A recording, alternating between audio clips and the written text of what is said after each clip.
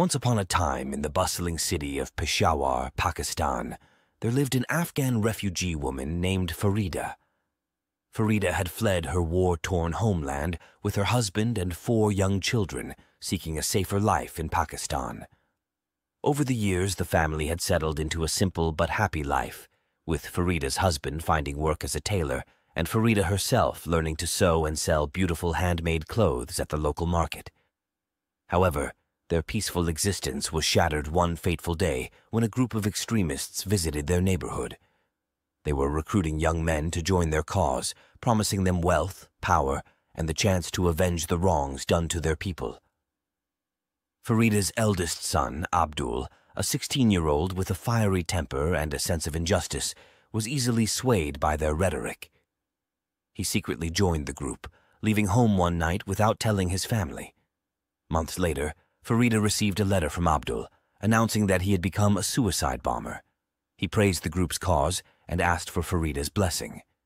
The news was a crushing blow to Farida, who couldn't believe that her son would choose such a destructive path. She spent sleepless nights worrying about Abdul and the other young men who had been lured into the extremist group. As time went on, Farida noticed a change in her other sons, Rashid, Kamal, and Ali. They too had been influenced by Abdul's choices and the extremist group's propaganda. One by one, they secretly joined the group, following in their elder brother's footsteps. Farida was devastated by the loss of her sons, who had been taken in by the extremist ideology. She couldn't understand how her children, who had known the warmth of her love and the comfort of a secure home, could choose a path that would lead to their own deaths and the deaths of countless others. As the months went by, Farida became increasingly isolated from her neighbors, who viewed her with suspicion and fear. They believed that her son's actions were tainted by the extremist ideology. She couldn't understand how her children, who had known the warmth of her love and the comfort of a secure home, could choose a path that would lead to their own deaths and the deaths of countless others. They believed that her son's actions were a reflection of her own values, and many of her friends and customers at the market began avoiding her.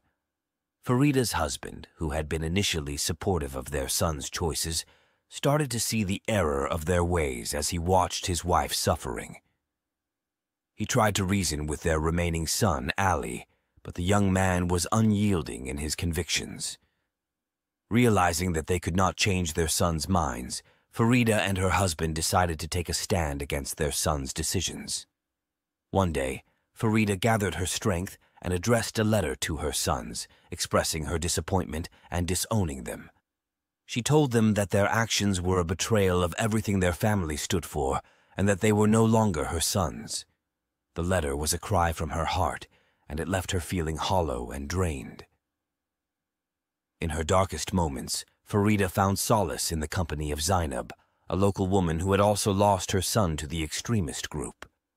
Together, they formed a support group for other mothers who had suffered similar losses, offering each other comfort and understanding.